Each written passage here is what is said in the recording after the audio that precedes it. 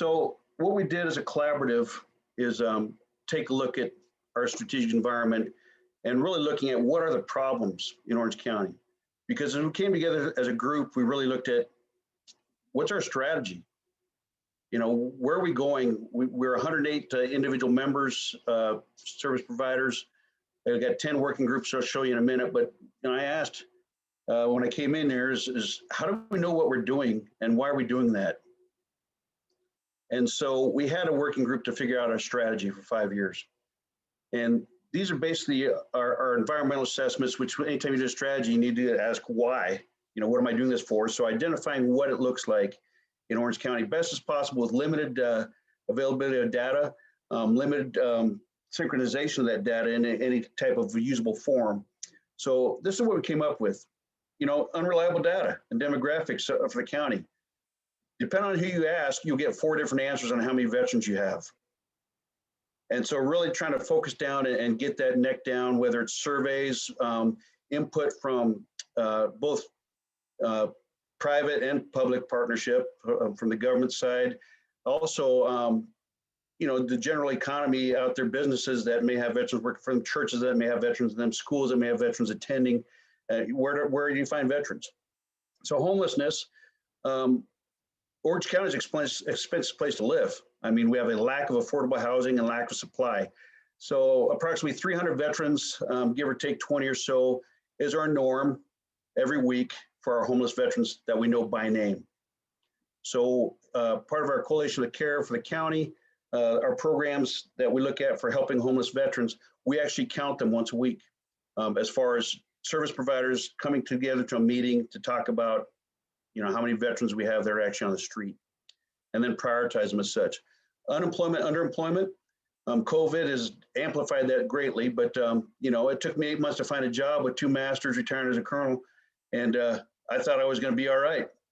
So it's humbling, and it's also destroys a lot of your pride you leave the service with because nobody will hire you nor give you an interview. Inadequate academic and transition advisement for veterans. So veterans that do come here, either because they lived here before or because they're just moving here, may show up at a school to use their GI Bill and blend in with the masses. They don't necessarily go seek the Veteran Resource Center. Unless they got GI Bill problems they need to get going, they may not seek help after that once they're in and get with that cohort of veterans that is there on the campus. VA services. Although we're the 4th largest VA veteran population in the county, our benefits is located in Los Angeles, which at times can be a 2-hour drive. Our hospital is located in Long Beach, which at times can be a 1-hour plus drive. We do have 3 clinics in the county, but basically every aspect of our VA pillars, whether it's burial, health, or benefits, is somewhere else. Increasing veteran and family member death by suicide, and that's across the board around the country. But our older population is the one at risk right now. A lot of the Vietnam veterans. How's the warship? A lot of them want to help their veterans. Some of them know who their veterans are. Some don't, but they don't necessarily know where to go to get help outside the church. And so I'm looking at that connection. Outreach and connection of veterans' children and spouses to resources. And we'll get to our campaign of Ask the Questions here in relation to that. We help a lot of veterans, but now we're just now really starting to look at, okay, how about their families, which also transition and also require special needs separate from the veterans. As far as our collaborative, we've got designated as a Community Veteran Engagement Board, and some of you may be familiar with what that is. VA started a program, and they said, okay, we know we don't have the capability to take care of everybody. So we're asking for a public-private partnership, and the private part is the Cbeb, Community Veteran Engagement Board. There's probably about 150 now across the United States. There's several, probably about, I think I looked at the website, there's like probably about 8 in California, maybe more. But what we're responsible for is representing our veteran community and their families to VA. So there's basically county or community Cbebs. There's a regional Cbeb representative, ours is Eric Faulkner, and they also call the Veteran Experience Office at VA in DC to really tell them what we need, what our problems are, and how they can help us. So what we found is nobody knew really what our collaborative was about, except for a lot of nonprofits. The government side, we were just another veteran organization that was trying to do the right thing and help out. But our capability to have influence with our Orange County Veterans Service Office, with CalVet, and with VA, with focused identified efforts that we were going to work towards was not there. And it's starting to evolve right now. Inadequate connection to services for justice involved in incarcerated veterans. There's programs that are helping with that. Veterans Court, we have a Humvee program, housing unit for military veterans at the OC jail. Some things are picking up, but we need more involvement in that because the recidivism rate for veterans coming out of jail is only 5% that end up going back there. So, you know, the county is starting to realize that that is a population that can be successful and can get resources prior to leaving jail and come out and do well. So we'll talk about that program too. Next slide, please. So this is just a snapshot on the left. You get the ages kind of graphically shown, center, median income, and also unemployment rates.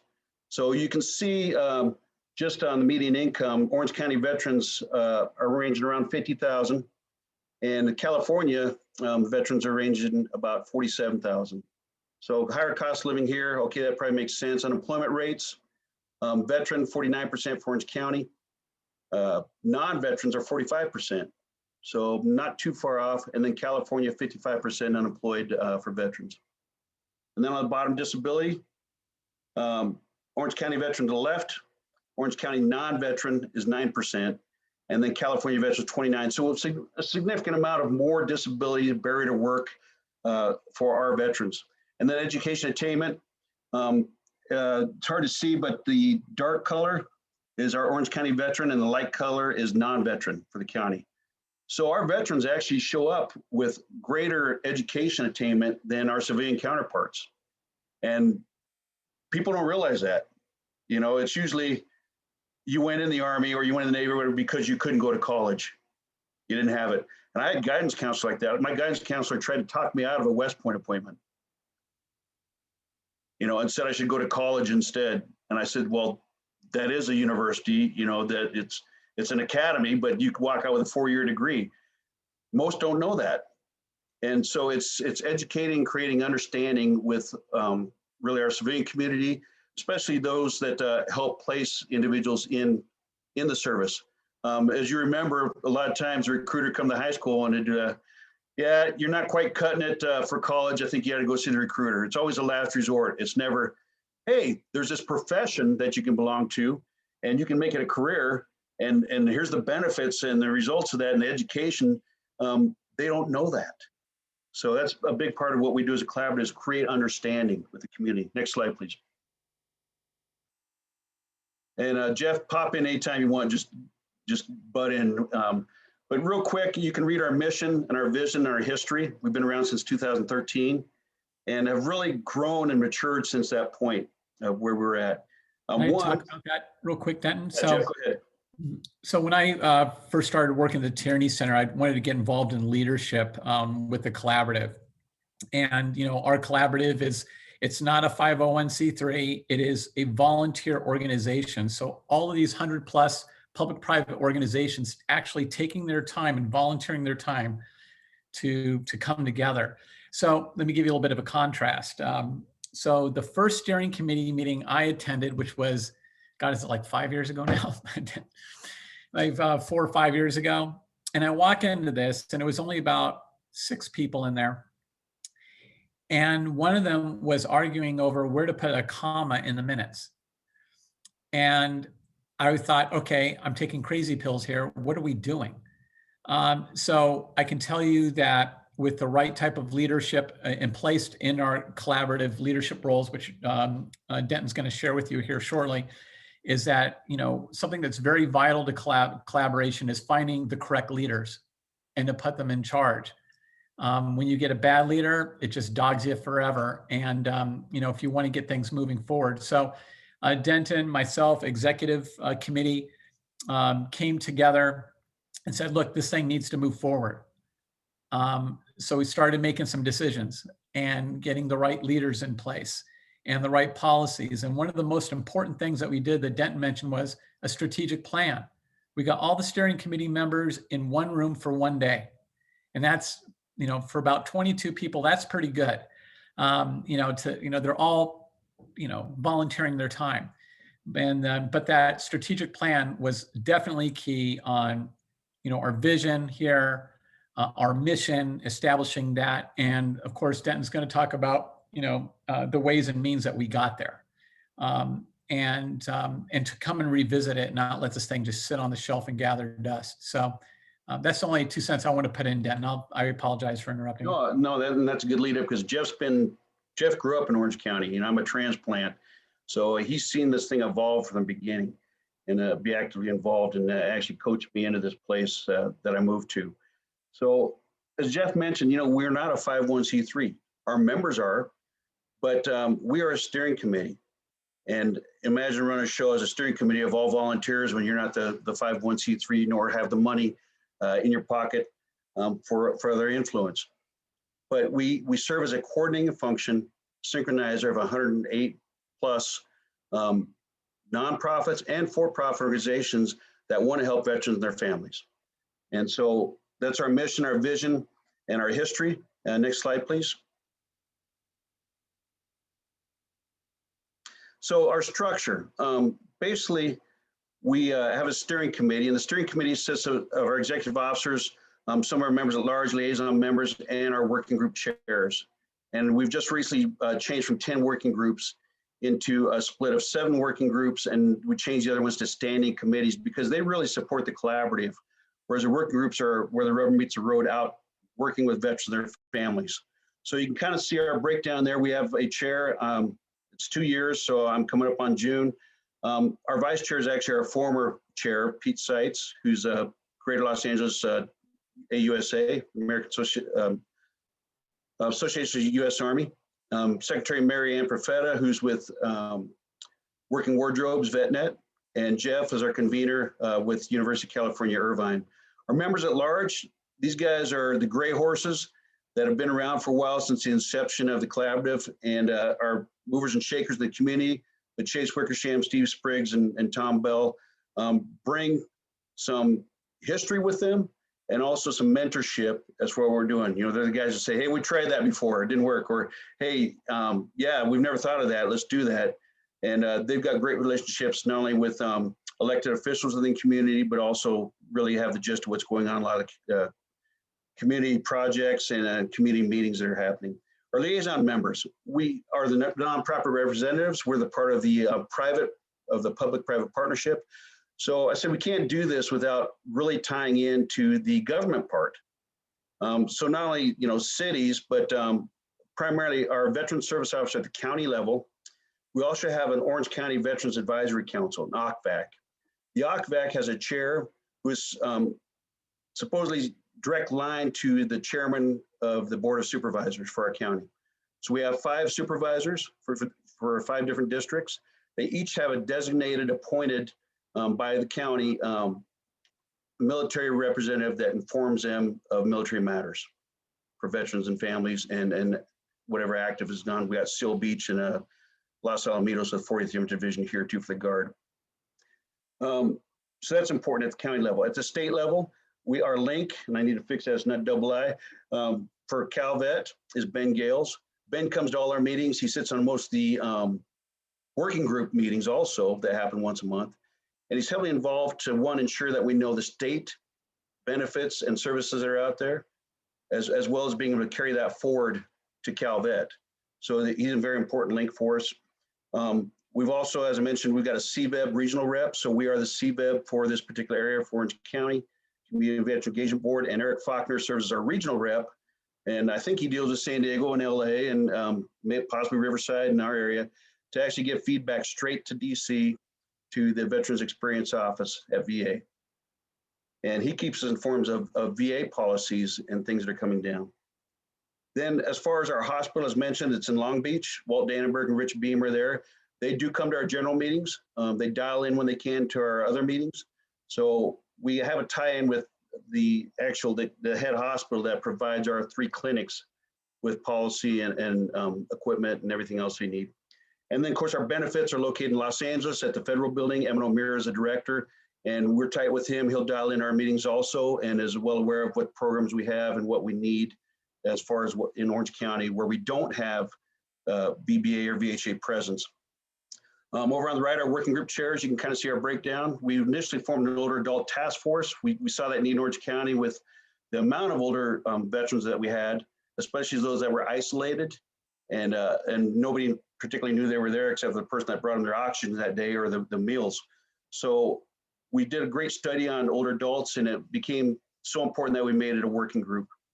Housing, we're tied in with the continuity of care with the county, with the things that are VA for doing VASH HUD voucher and all really United Way and all the housing community meets. And this is one of our larger groups, about 40, 50 members that meet with this housing working group.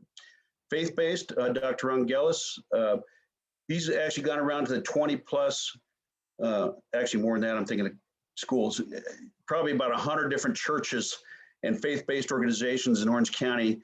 One of the largest is Saddleback. And he's able to gone in there and saying, hey, do you know who your veterans are? And what are you doing about it?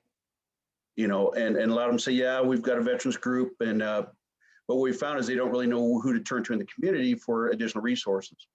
Or if that church or faith-based organization has resources to give, who they can help outside in the community.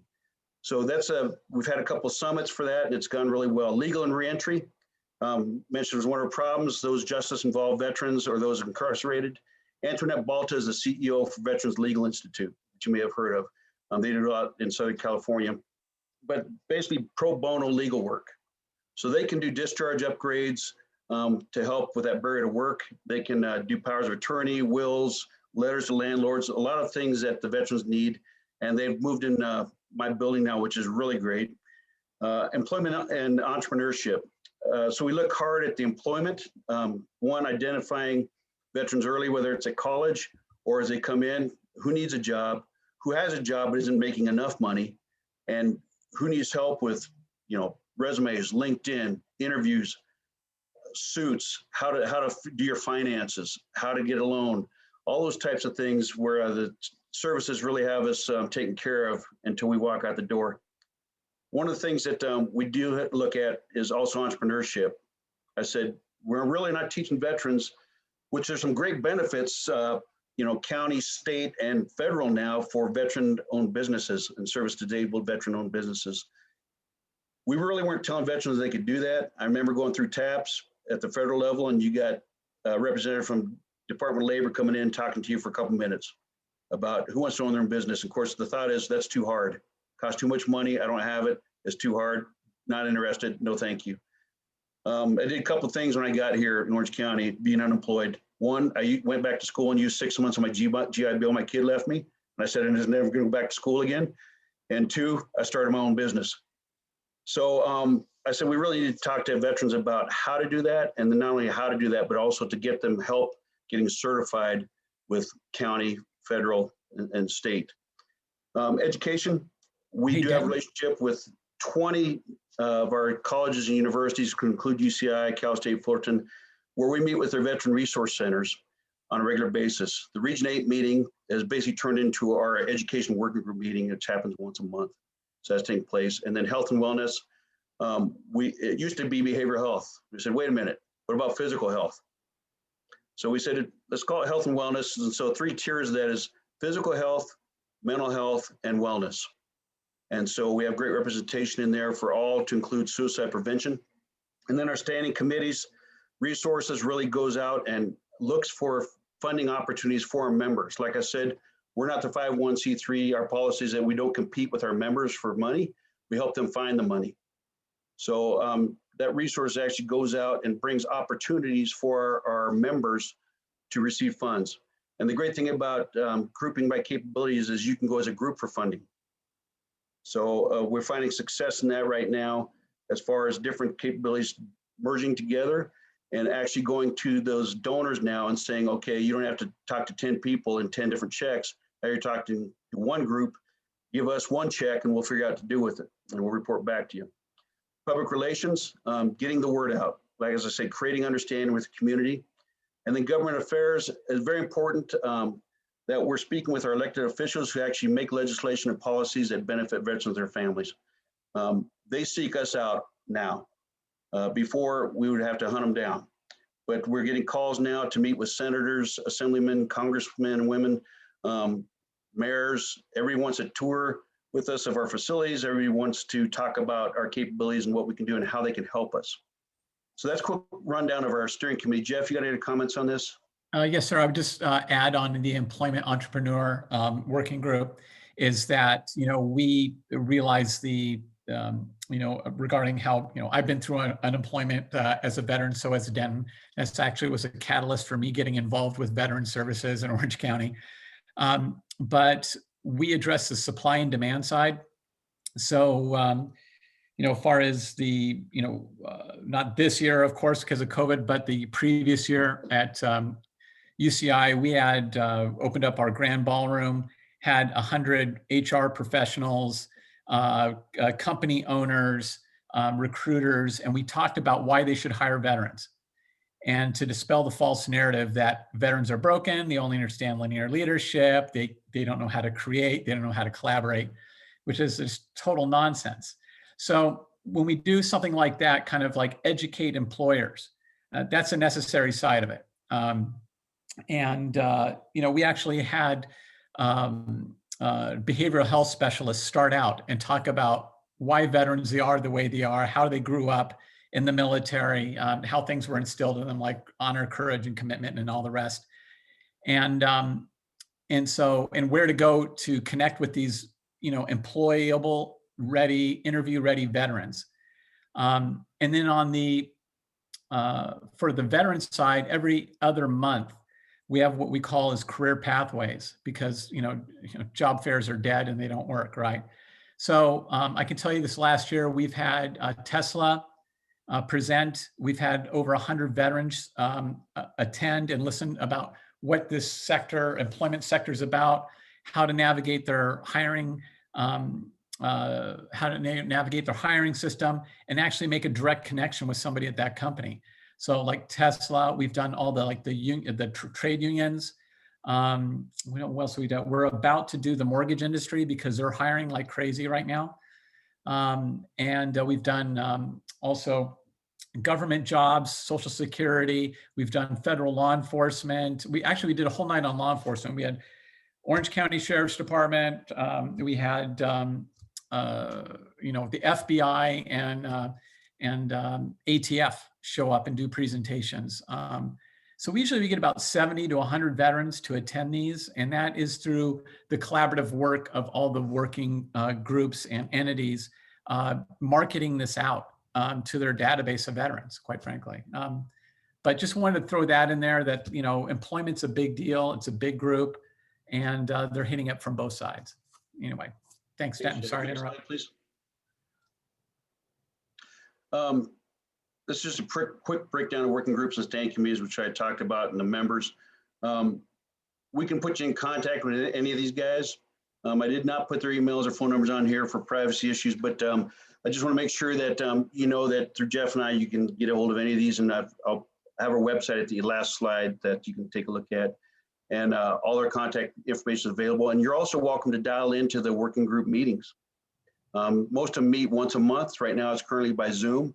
The schedule, date, time, and method for getting on that email list is on our collaborative website. And invite you all to, for your interest and your passion, try one of these out and see what we're doing. Next slide, please. The Cbeb, I explained, there's a quick definition you can look at for a minute. But it's been our line of authority because I asked also, as a collaborative, what authority do we have? I mean, what gives us legitimacy? Who cares about what we're doing, and who told us to do it? So the Cbeb, it's an easy answer now. Hey, I have a certificate from the Secretary of the VA that says we're Orange County's Cbeb.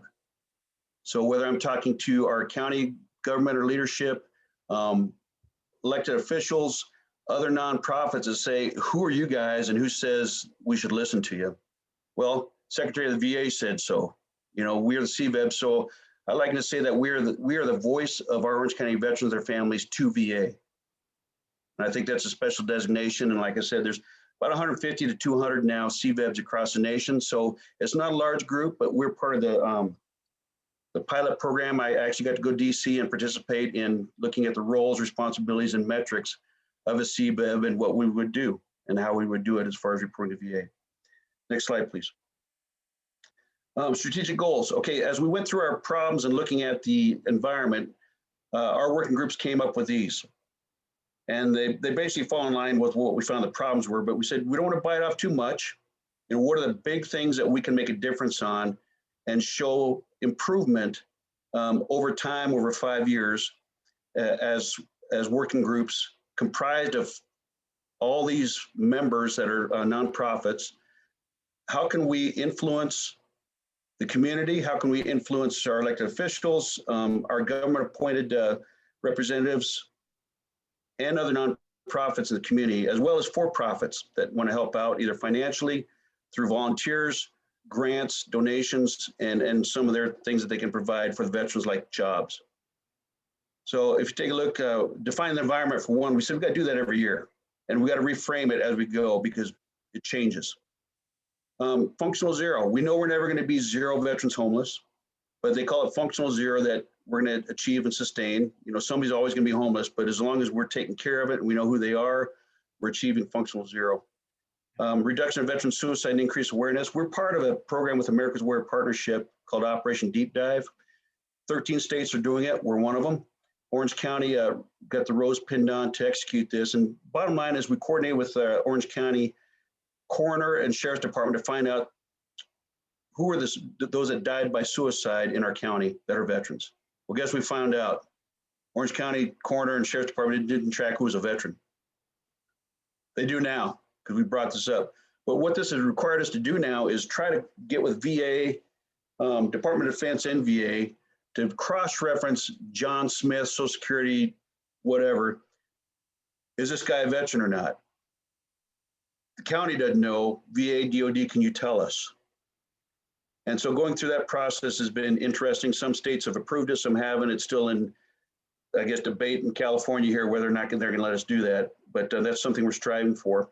It's partnered with the University of Alabama that's going to provide the data. And basically, it's going to be a socio-cultural autopsy of that veteran's life prior to service, during service, and as they came out. Where do they live?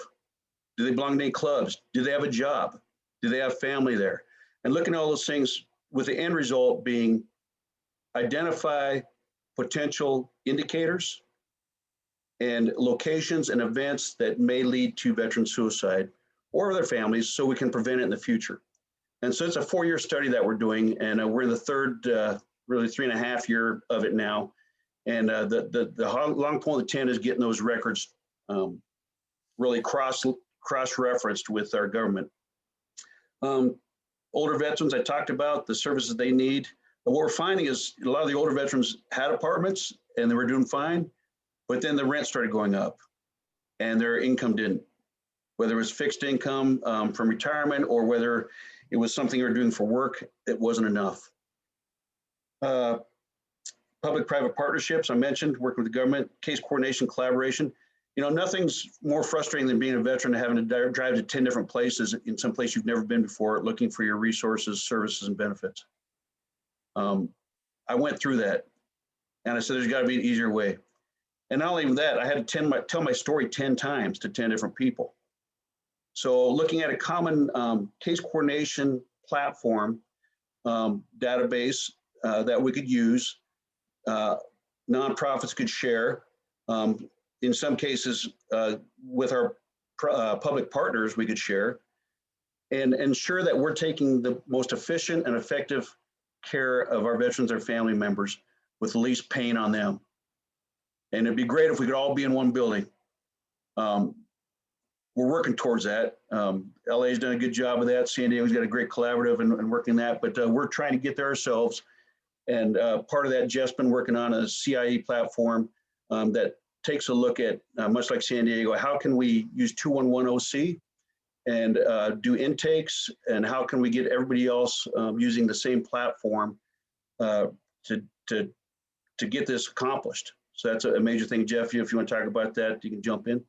Sure. So, we've done this for a couple of years now. We're looking at different case coordination platforms for veterans.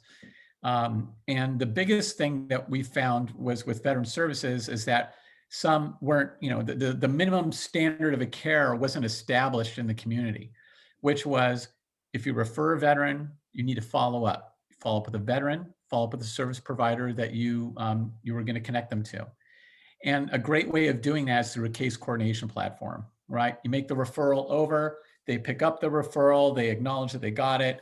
There's HIPAA compliant information of who last touched this veteran, what they've been through. So the veteran doesn't have to keep telling their story over and over again. And then they connect them to multiple services, sometimes all at the same time. So I would say that, San Diego has done it very well. They've gone through a long maturation process. They were given a great deal of funding to get this done.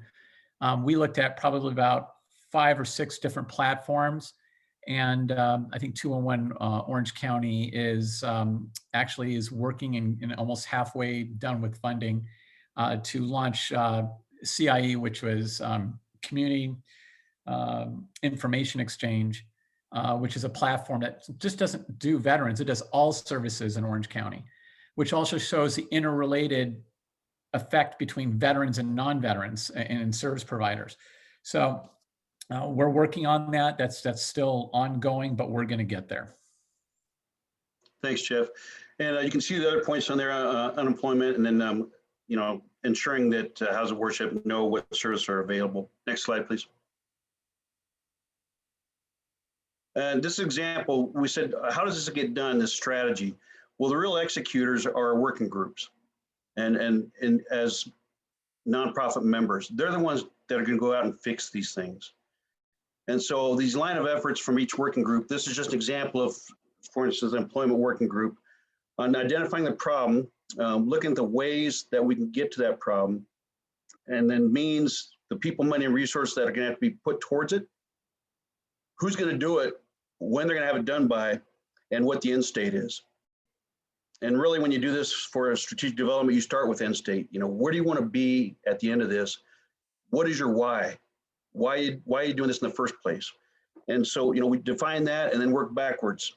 And defining the problem, framing the problem is very important, because most times we'll identify a symptom and take that as a problem, and we're really not fixing anything. But to actually identify the problem, to show cause and effect of what is going on in the community is very important as you go through the strategy. So it takes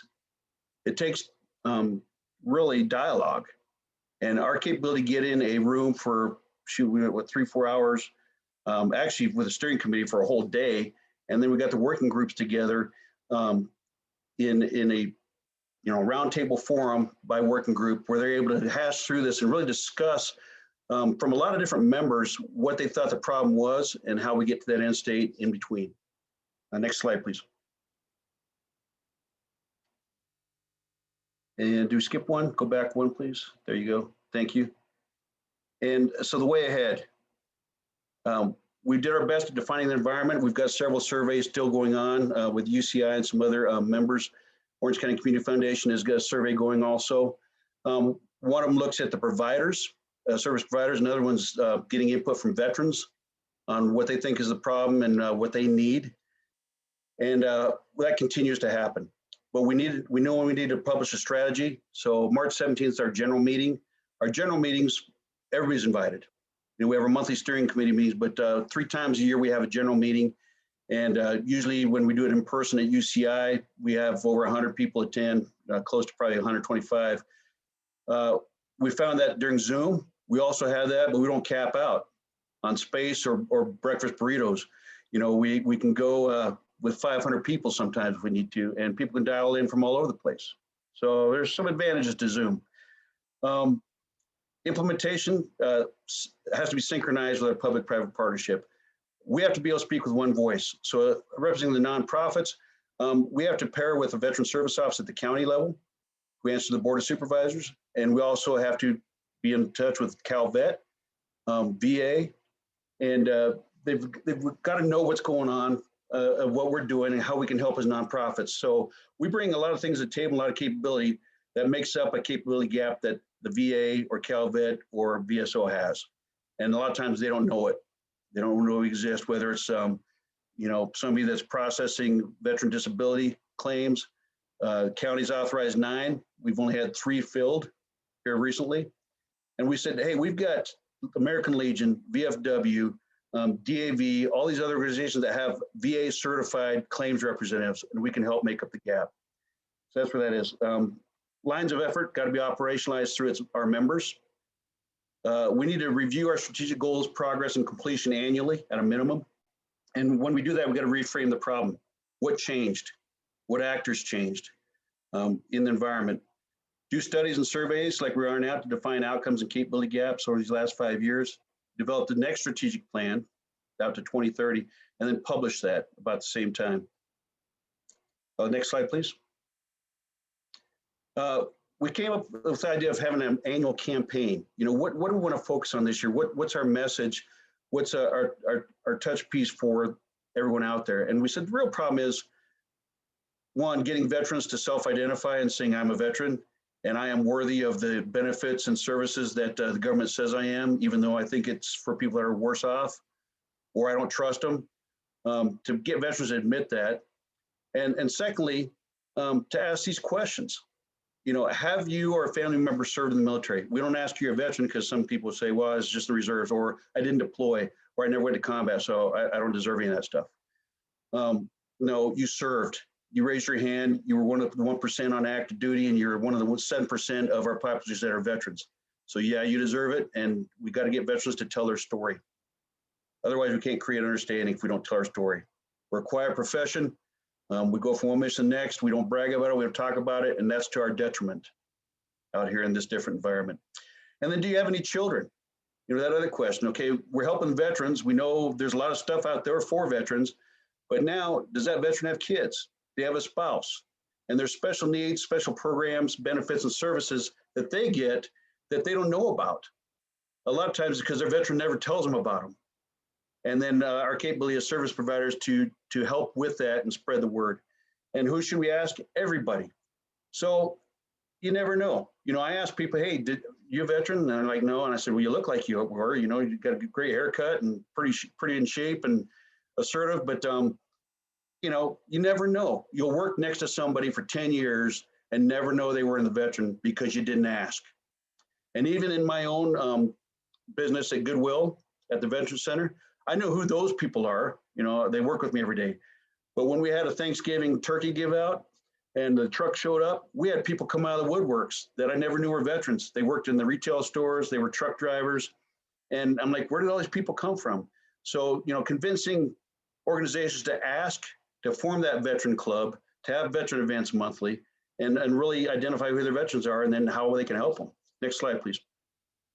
So we're going to do this for a year. And that is it. This is our website here. We're located at the Tierney Center Veteran Services. For address, I didn't put a phone number down because there's lots of phone numbers. But if you go to the website, you can sign up there's a member, if you'd like. That puts you on access to our veterans calendar and everything else that's in there. And you're welcome to attend by Zoom right now any of the working groups you want to go to. And then our general meeting also, if you'd like to dial into that on March 17th. So with that, we'll take questions. I'm not sure how we're doing on time. We talked a lot, 13 slides, but anything that you guys would like to discuss or ask or comment on.